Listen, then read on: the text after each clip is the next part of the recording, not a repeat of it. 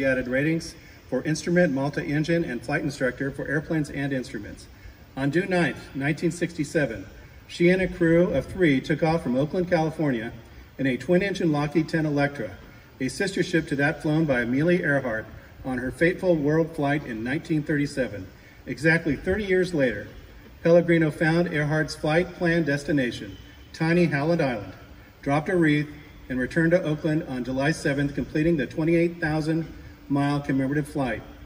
Ann's an author, and her books are on the table, and she has many accolades in aviation, and you just look at her Wikipedia, trust me. So without further ado, Ann Pellegreno.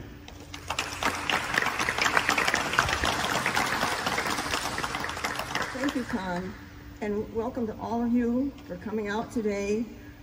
No speech is the same because I don't use notes, so you get an original speech of some kind. This is the plane we flew around the world, and it's in 1961 in December. It's on the runway at Willow Run Airport, and the man coming towards you from the right wing over there is Lee Kepke.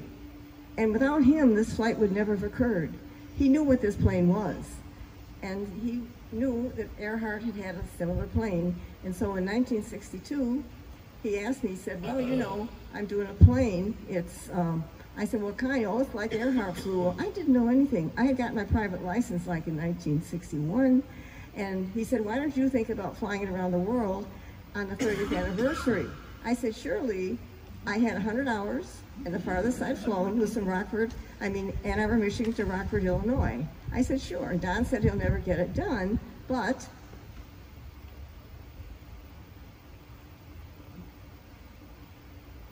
he did. And by March of 1967, we still had snow on the ground up there. This is the airplane that Lee restored virtually by himself. He dragged that wreck home and fixed it. And I didn't even know he had done it. I guess he thought, well, she'll never do it or talk to me. But I was with a student over at Willow Run, and I looked down in the summer of '66, and I said, that's Lee's Lockheed. That's not a Twin Beach. So I inquired, and it was the Lockheed. So for Christmas of '66, Don gave me Fred Gerner's book, The Search for Amelia Earhart. And I said, well, you know, this is the year to do it, 1967. And Don said, well, go ahead. If you want to, I'll help you if you need it. Little did he know. So anyway. We didn't make any progress. Lee and I asked for help. Of course, we're two nobodies walking into these companies asking for help. But finally in March, we met Bill Polimas and go talk to him. We did. We made more progress in one day. He got Collins, Solonis, and 618 T3 HF. Now, we were school teachers. We didn't have any money. We didn't have a lot of money. And here we had to equip this airplane. But meeting Bill Polimas was really the day this flight got underway. By the end of the day, he had procured numerous things we would need in terms of equipment, radios, and he was interested. And I knew that as soon as we walked in the room and started talking, his ears perked up, because he didn't get to do anything like this. And finally we said, Bill, do you want to go? He said, yep. And he said, okay, you're on. He said, but I want my co-pilot friend, Bill Payne, to go. Now, Bill Payne, excellent, excellent pilot. He had flown the B-58 record flight from Washington to Paris in 1958. And Bill Polimas was his navigator.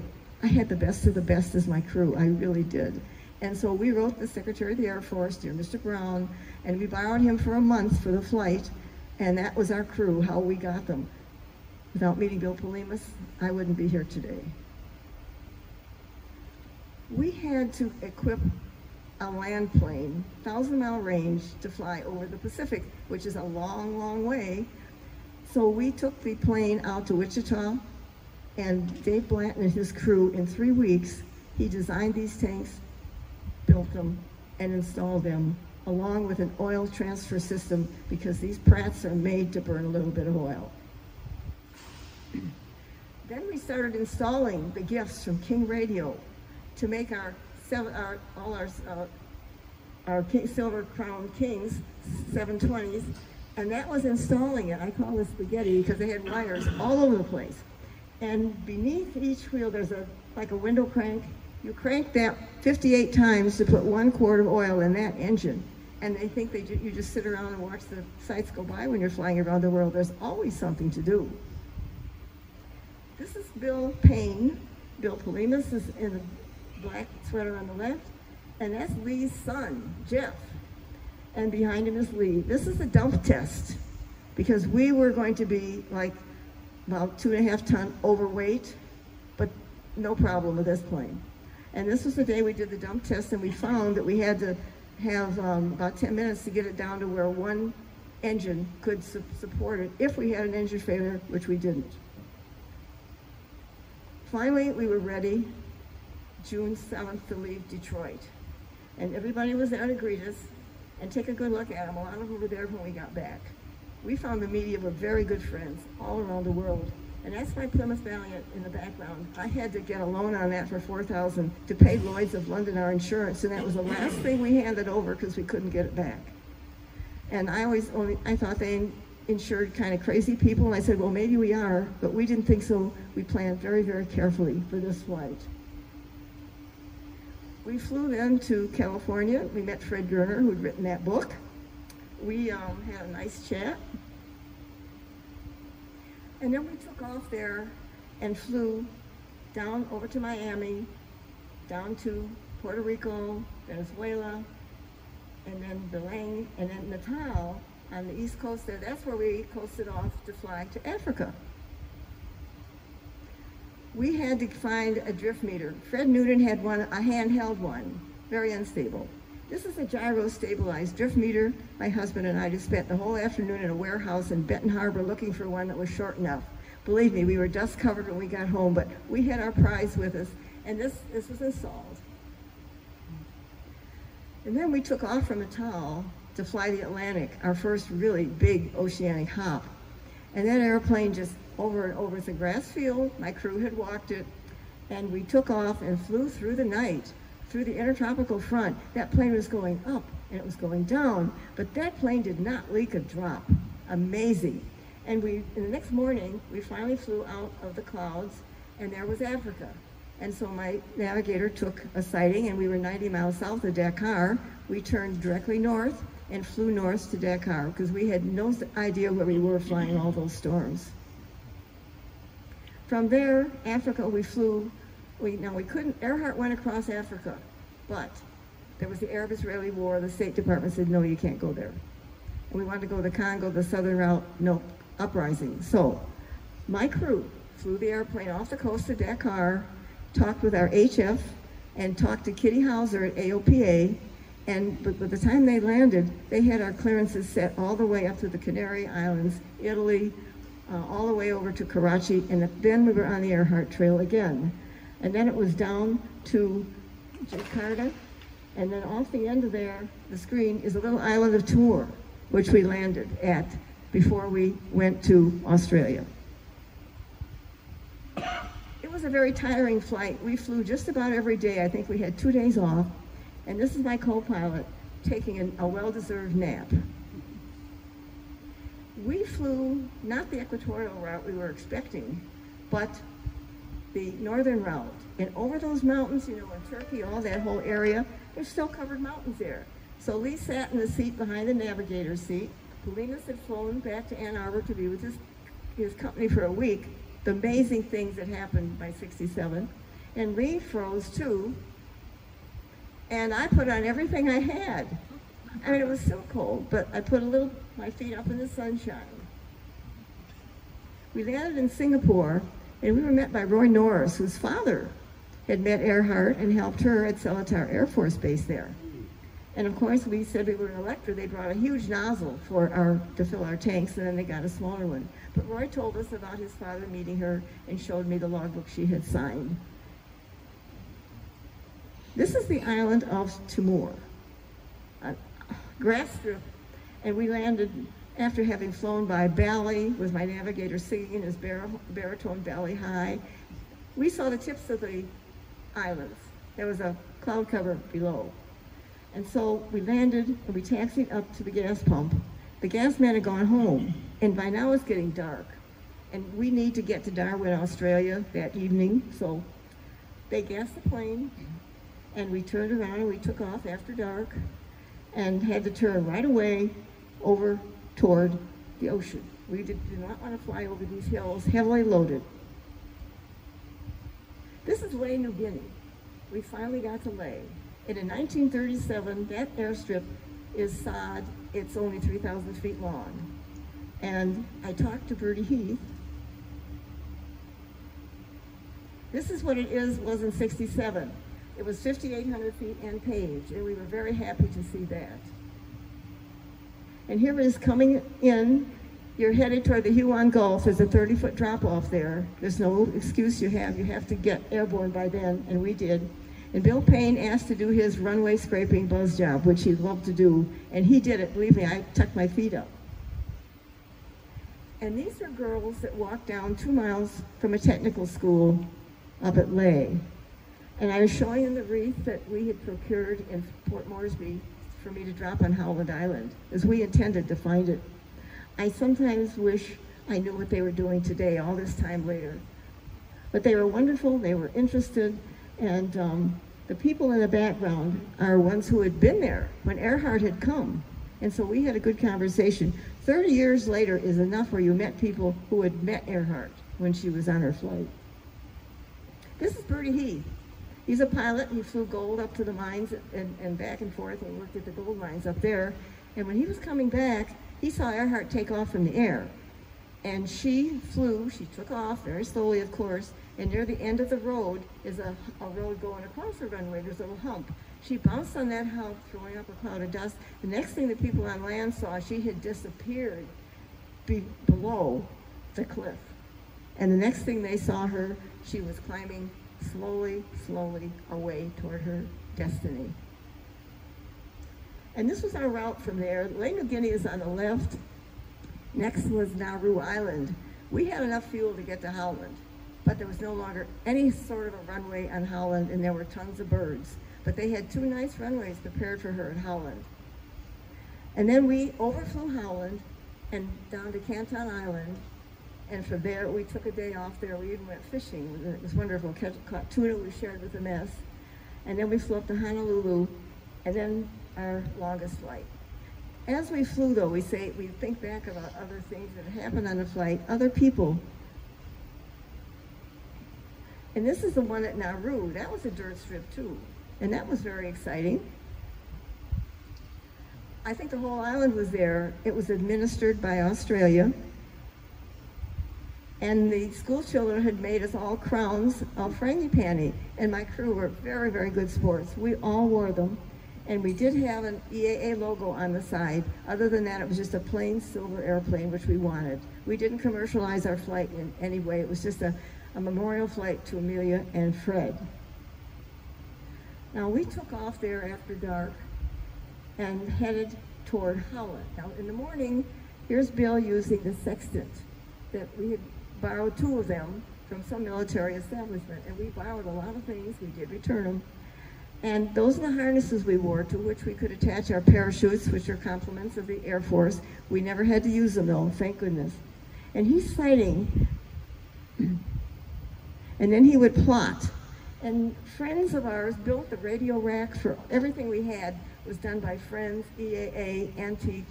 A whole world helped us get on this flight and get around the world. Believe me, I owe everybody. When we got to what we thought was Howland Island, we didn't go right to it. Because then if you get there and you look and there's no island, which way do you go, right or left? When we were about 40 miles out, we turned about 40 degrees to the left. So when we reached that line of 157337, we'd be reasonably sure, that was the sun line, that we'd be heading toward Howland and not away from it. But there were storms around the island. And here we are, we're flying around under and around these storms, 200 feet above the water, looking for this island, because if we went up, we couldn't see down and find it. And finally, Lee said, I think I see an island. And it was so good that he found it first, because the flight had been his idea. And that was just so appropriate. We only had time, though, about 10 minutes, because we spent so long finding it, to fly around the island once. And then Bill Payne took over, and I went back to the door, and Lee kicked it open with his boot and held it open. And I dropped a wreath exactly the same morning, 30 years later, July 2nd, 1967, that Earhart had been looking for it in 1937. And hopefully it landed where another pair of Lockheed 10 wheels should have landed 30 years earlier. Then it was up to Honolulu, and we did have our name of the companies who'd helped us put on the plane then, and we're wearing our leis, of course. We're talking about our overwater flight, which will take us back to the States. This is our longest flight, and we were tanked up, and we knew it would take a long time to get off, and we did get back. 19 hours of flying. We thought we might have to turn out back because of headwinds, but Bill finally said, no, we can make it. So here we are at Oakland, and everybody was there to greet us, and we made it, you know. Everybody's smiling, of course. And 2 days later, we were in Newton, Kansas, where they had a big Earhart celebration there. That's my husband and me. He had flown the wives down from Ann Arbor, Michigan, and we were all together after a month. And this is Miriam Morrissey. This is Amelia's sister. She's a wonderful lady. And she gave me a pin. She looked for a 4-leaf clover to give us luck. You know, she didn't have it. She gave me a dogwood. I said, Muriel, that's the most beautiful 4-leaf clover I've ever seen. And I gave her one of the roses we had been given when we landed in Oakland in honor of her sister. Then they had a program, and that's me and my husband and Muriel. And Ray King was a Kansas representative. And he came to Detroit twice to see our plane. Very interested. He sent Kansas Wheat with us on the flight. And then the next morning, Sunday, we had to go to Oshkosh because that's where Lee was from. And he wanted his relatives to see the plane. He was grown up west of Oshkosh. And so we borrowed an instrument flight chart. And here we are. And here we are. It was raining when we took off. And we got back. I shot a run right down to the runway, 200 feet, and then it was the runway runway right below, and here we are taxiing in at the end of our flight. And they were all back to meet us. And that's my husband looking over my shoulder like in the back. Well, then they came in really close, you know, but they were our friends, and we spent 3 hours talking with the press about the flight to tell them what had happened. Because the press had helped us all the way around, Associated Press. They spoke English. If we needed something, they knew where to get it. I mean, we had help from every quarter in the universe. This is us, happy. And it really took 5 of us, 4 of us, and a Grand Ole Lockheed 10 to make this flight. Then we went home, and Saline, my little hometown, south of Ann Arbor, where I had taught school, they had this sign up there. And that stayed up for years, and finally I think it was moved to the west side of the city once, and it went up to Lansing somewhere. But that was just fun to see when I got home. And then the next Saturday, July 15th, they had Ann Day. The legislature proclaimed this. And by that time, they were just saying Ann, and all the news things, the newspapers, it was just Ann, because everybody knew who it was. And they had a parade, and there were 4 of us. And we got to see our own parade first, drive by, and then we came back and watched our parade. And then we went up to Rockford. It wasn't Oshkosh, it was Rockford. Flew the plane up there, and this is with the governor of Wisconsin. And he wanted to see everything inside, so he had an hour tour inside the airplane. And we were there for a week and had our flight covers there and pictures that we were giving out and everything like that. And then we went to Atomo, Iowa, for the Antique Airplane Association, their annual bash they have over Labor Day, and they're having it again this year. And that red jacket that I'm wearing today, I wore when I flew around the world. And it's just as good as it ever was. And I got it out last night. I said, I'm going to wear this tomorrow. Because there's that same jacket and that same picture. So, okay. This is our mantle. We lived in a little 2-bedroom house we rented south of Story City.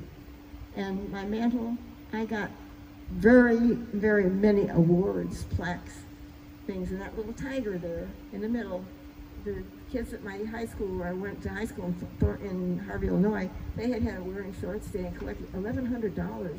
And they gave us to that for our flight. That's what we took off with. That's all the money we had.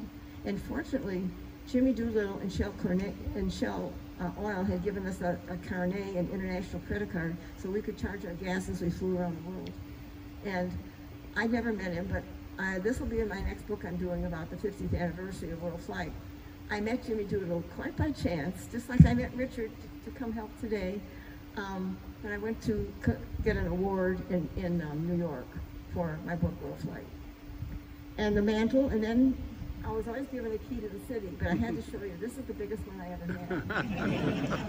And this is our front porch in the little house we rented there. We love living there. And then Mira Morrissey came into my life several times afterwards. We were friends, but we never talked about the mystery. Not one word. We just didn't. And this is up in Atchison in 1997, the 100th birthday of Earhart. And she's there with other people, and she's just the most gracious lady. And conversationally, we talked about Amelia, but never about the flight. And she carried Amelia's banner forward in the best manner she could the rest of her life. Our airplane then, Lee couldn't afford to buy it and keep it. I couldn't afford it. And so he eventually sold it to Air Canada the spring of 1968 after our flight. And they took it and refurbished it. This CFTCA, Trans-Canada Airlines, was the first airplane they bought as a passenger liner, Trans-Canada. And they had bought it in 1937. They bought another one in November of that year, and they bought a third one in the spring of 38. I say 60, should be 38. And so they have TFCCA, ours, the first one. They've got TFCCB and TFCCC. So they have all their first three Electras, and I think that's great. And this was up in the terminal at Montreal for a long, long time. They put the old props on it, and they had it displayed with two plaques, one in French and one in English. My folks went to see it, but I didn't want to. I wanted to remember her like she was, so we flew her. Now then they moved it over to Rockcliffe, and she has a prime spot there. They did a wonderful continuing restoration. They put the passenger door open, and the stewardess walking toward us. And that's the airplane that I claimed it every day for a month, and she never let us down. We never had one mechanical with her at all. Nothing went wrong. The engines never missed a beat over all that water. Never, ever. Lee had done a great job. Now this is not a sunset or a fitting ending for a talk. It's a sunrise, the beginning of the day. And it's the one we saw as we were heading back toward California. And going back there was the beginning of my going around all over this country for 3 or 4 years, giving talks to pay for the flight to people like you. Now I'll say you've been a wonderful audience. I wish you many hours of happy flying. Thank you. Let's go ahead and take questions. Anybody have any questions for Ann? I do. Yes. So, I saw you call an island there. It didn't look very big. Has it got any structure on it? Well, they built a Chaska City on there way back when. It was on there. And you can see the foundations of it. But, we didn't have time to fly around it much. We just had to get on. It's too bad, too. But it's like maybe 10, 12 feet high. It's a half a mile wide, about a mile and a half long. Not like the Canary Islands where you could see them for miles. And so I'm glad Lee saw it. It was so appropriate that he found it. And he was so happy. That was his goal, to prove that it wasn't the airplane, and he did it in the best possible way. Yeah. Holland is very tiny. It didn't look very big, and so I suspect it was pretty flat on the water, and you probably have a hard time climbing it. It's a sawed-off mountaintop. Is that right? Yeah. Let's get you back on the microphone. mic, Ann. Oh, So, okay. but yes, sir. Somebody raised their hand. Next question. There we go. Yeah. Did Lee have to do any maintenance on the airplane during the flight? We didn't have one squawk, but he noticed that the metal things that were holding the cowlings on they looked a little shaky to him. So in Tehran, we met 2 EAA guys, and they said, give me the thing. And an hour later, they had back new stronger ones that Lee put on there. That's the only thing we did. We wouldn't have had to, but Lee was always looking ahead. But other than that, nothing went wrong with that airplane. He pushed a switch, whatever it was supposed to work. I mean, it was amazing. Everything was amazing about this flight, about the help, the things we got, the things we installed. It just went the way it was supposed to. I guess it was planned that way. Yes, another question? Yes. So what was your longest flight day? It was from Honolulu to California. And how many hours was that? 19 hours, something like that. And we stayed awake a lot of that time, and it was a very exhausting flight because we flew all but about 2 days of that flight. You know, we always had that airplane ready. The two bills had planned the navigation and what they were going to do. And lots of times I spoke with the media and I got the food and anything else that needed done. Anybody on that flight did what it took to get it going, to keep it going. Nothing. You know, they asked me to do something, you do it, you know. It was an amazing crew, an amazing flight. And I think that crew was sent to us because they were the best. Absolutely the best. Yes. Did you fly most of the trip? Oh, I flew a lot of it, but that airplane, when Lee had restored it, and had a little built-in crook. You had to always have a little bit of right aileron to keep it straight and level, especially when we flew the 2-minute sightings for the section to do. Anyway, and your shoulder would get a permanent ache in it unless you changed. So Bill and I exchanged flying. We just exchanged. And the first thing I said to him when we first flew together is I said, Bill, if you ever want to take over, just do it. Because I had 30 hours in the airplane when we left. And I love flying it. I had flown from Twin Beaches and I had a multi-engine and other trips, but I love flying that airplane. It's a beautiful airplane to fly, very honest. Never tried to ground loop. It's just a great airplane to fly. Ma'am, was there an autopilot? We had no autopilot at all. Nothing. And Earhart had one. Earhart had a thing she could use to write in her journal. We didn't. We hand flew that airplane all over the whole world. Yes. I've always been fascinated with navigation. I'm an old type of guy. Glass cockpits and all that, that's too modern for me. I like the slide rule and the calculator. Yeah, me too. Your navigator, could he pretty much pinpoint where y'all were within 5-10 miles? Oh, he was excellent. He had everything nailed. And we didn't have him aboard from the Canary Islands, or from Portugal, from Dakar until he met us at Singapore.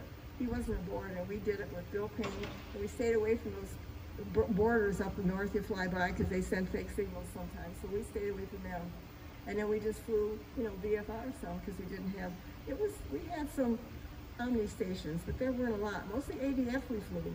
It was ADF. And you like that because you're old time. Yeah, I'm curious, did he, I know there are certain conditions where you can't use a sextant. You have to see the stars or the sun's sextant, I believe. Well, did it ever get cloudy, or did he ever start cussing because he couldn't take a fix on it? Yeah, all the way over the Atlantic Ocean. That's why he was 40 miles off, right? But no, we landed in Dakar, it was straight in, and we ended up because we couldn't find out where we were during the storms. And then we just went north to where it was, and we could take a sight. But we never had to, do that. And we came back to Oshkosh, of course. We filed so we could get into there for leave.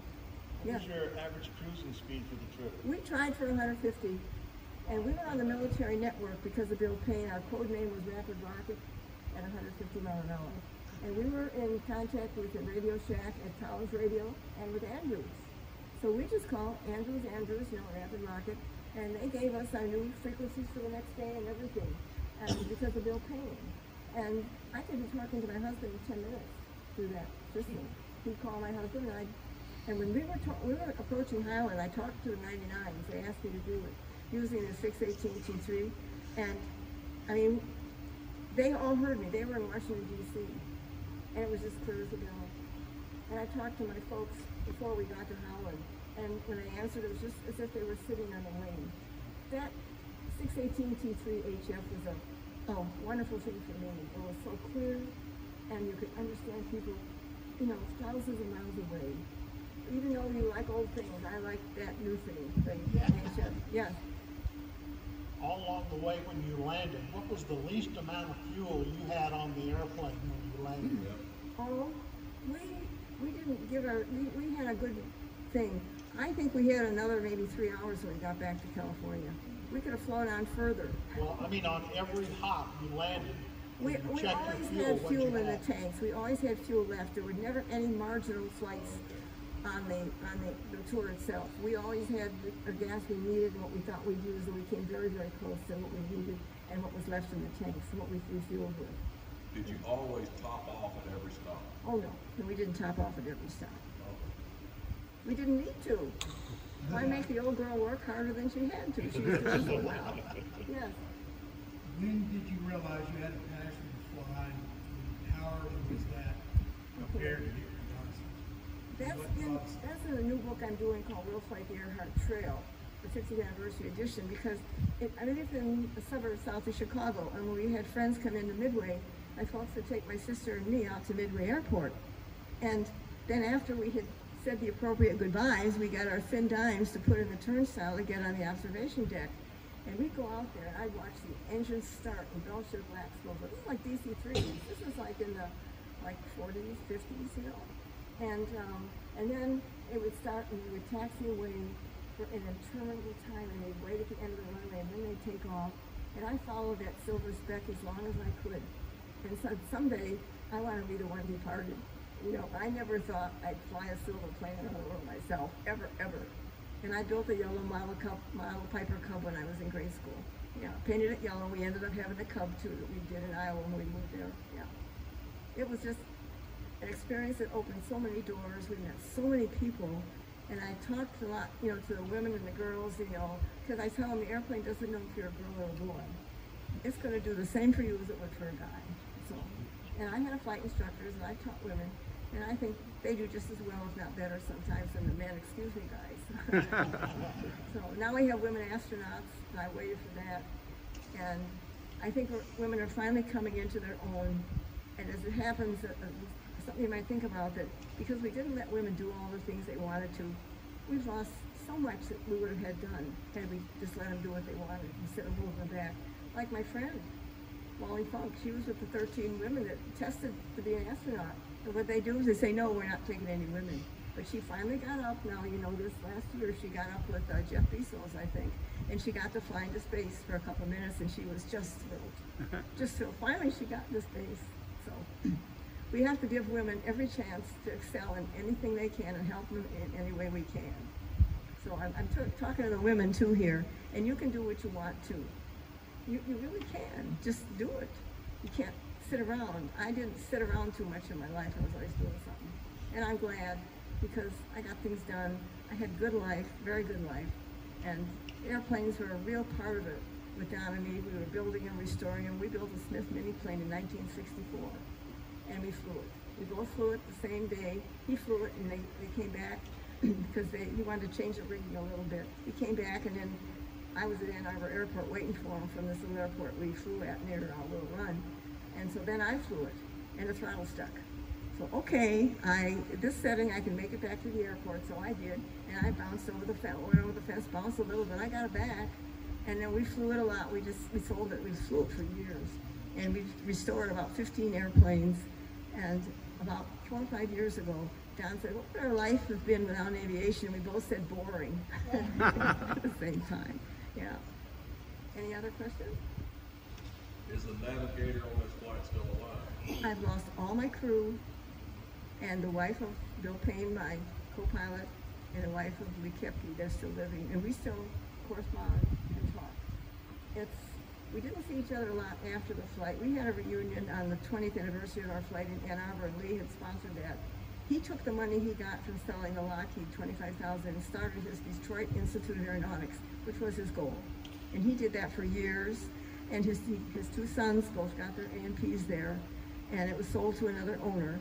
And I mean, Lee did what he wanted, and all of us did. And Bill Payne continued flying when he got out of the Air Force. He did commercial civilian flying, and Bill Polinas would sometimes fly with the airlines, you know, to do it. But when we asked him if he wanted to go on that flight, he'd been waiting. He wanted to go so bad because it was so different from anything he'd done. It was a chance to do something really different. So, and without him, without everybody that helped us, I wouldn't be here today. And neither would you. But thank you for coming. Ann, Yeah.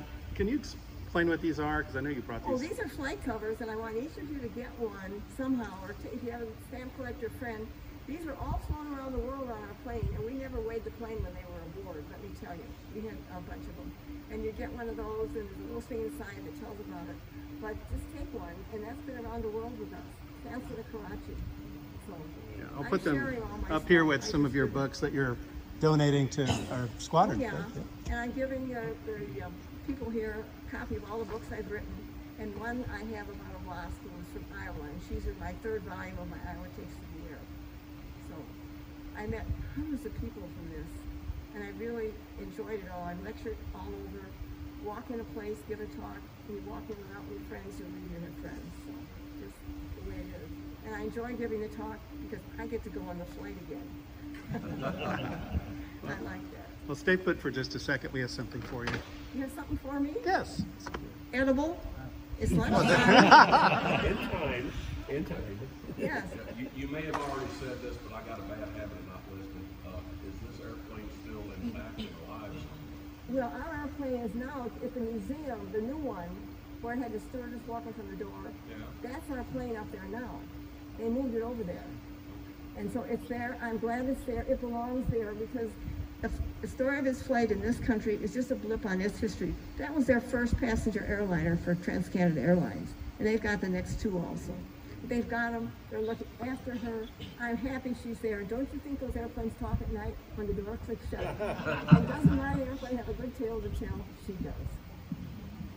Well, we have a little something new for your mantle. This is a model of B-24. And will. And we just want to thank you for coming here and sharing your story with us. Well, It was delightful and what you accomplished. And again, all the accolades which you didn't want me to go through on Wikipedia. Ann has many, many awards and books, and just what an incredible life you've had. and I've always shared it with people I've tried to because I was privileged to make that flight. And so I shared it as much as I could. Yeah. Well, So this is our gift to you. Thank If you. you want to hold it, anybody want to get any pictures? And suppose that we could bring up the lights, folks. Thank you very much. You can put your arm around me.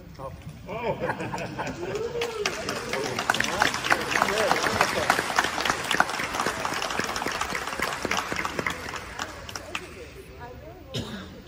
And I'll treasure the meeting too. It's been a wonderful day. Everything's worked. He even wrote me a letter 2 weeks ago, and he's coming. So he ended up helping my flight company. So it all works out. Okay. Well, thank take you care of this. very much. Thank you. Thanks again, everybody. Okay.